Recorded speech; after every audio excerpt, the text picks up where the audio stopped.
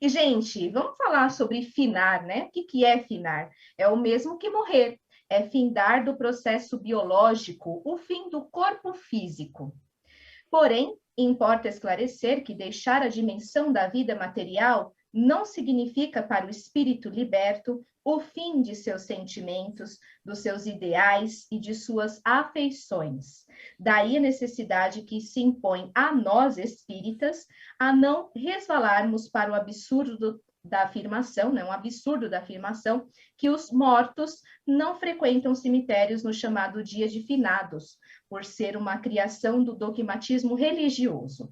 Os exageros, o folclore, os rituais também, flagrantes nesse dia, não devem obscurecer ou ocultar a verdade que a doutrina espírita nos traz com absoluta certeza, com absoluta clareza, né? O culto aos mortos é uma herança de épocas remotíssimas. Tribos e grupamentos sociais sempre externaram sua saudade pelos seres amados nos chamados Campos Santos. Os mistérios da morte encantavam os antigos egípcios. A magia do insondável mundo dos antepassados e suas tradições ainda hoje empolgam os estudiosos. Agora, o que significa a morte para o espiritismo, Edson? Olha, a morte para o espiritismo significa a volta à vida real. Então nós deveríamos comemorar, na verdade, os vivos reais, e não os mortos, né? Porque esta passagem nossa aqui é física, como eu já mesmo coloquei, é uma passagem, é um momento, é uma oportunidade, porque a vida real, e é isso que a gente tem dificuldade de entender, né? A vida real é a do espírito. É esse que preexiste a nossa vida física. E é para onde nós vamos retornar. Então, nada mais é do que um retorno à vida real. O problema é nós entendermos isso, porque, infelizmente, o corpo físico ele exerce uma influência muito grande no espírito. Isso, inclusive, a gente pode estudar no próprio livro dos Espíritos, né? Exerce uma influência muito grande.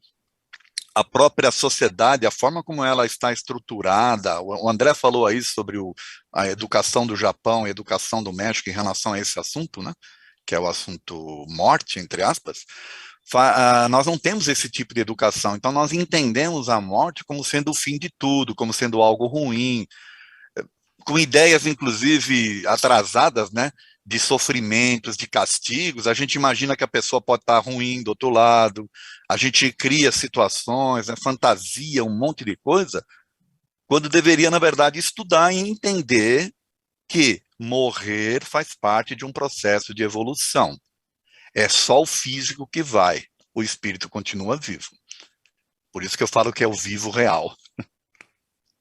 É mesmo, a nossa verdadeira vida não é aqui, não é verdade, Marcelo? É verdade. O Jesus falava, né, meu reino não é desse mundo. Tem uma parte dele que ele falava, que eu vou ler aqui um pedaço, de deixar os mortos que enterrem seus mortos. Mas, Van, falando de desencarne, ou falando da morte, às vezes a gente não gosta de falar disso, né? Não, para de falar disso, não toca nesse assunto, não, mãe. Que inventário, que... Mas, assim, quantas mortes a gente não passa? Em uma das minhas vivências, eu coloco a pessoa para conversar com a morte. Os estoicos, a gente está falando de mais de 2000 anos aí, o Roma Antiga, Grécia Antiga, eles falavam, refletiam sobre a morte. Marcos Aurélio, um dos maiores imperadores que Roma teve, fazia isso. Por quê, Van? Quando você está vindo da pátria espiritual para cá, é uma morte, é um final de ciclo. Quando você sai do útero da sua mãe, é uma outra morte. Eu vi o nascimento da minha filha, da Rafa, que está aqui em cima. Van, você está num lugar protegido, tudo bacana, e você é convidado a sair de lá. É uma morte também. Quando acaba aquele trabalho que você estava há muito tempo, morte, você vive um luto. Falando das coisas aqui da Terra, como o Edson falou brilhantemente, o corpo ali cria conexões fortíssimas que a gente fica com esse processo de falta de lucidez, entorpecido com as dores, com o ego, que nós ficamos apegados aos nossos entes queridos. Parte dessa saudade a gente vive, a deusa fala muito disso, de viver o processo de luto, não põe embaixo do tapete. Mas tem uma coisa muito forte, que a morte ela não veio aqui para... Sempre quando eu coloco as pessoas para falarem com a morte, A morte nunca quer o mal das pessoas. É um fim de ciclo.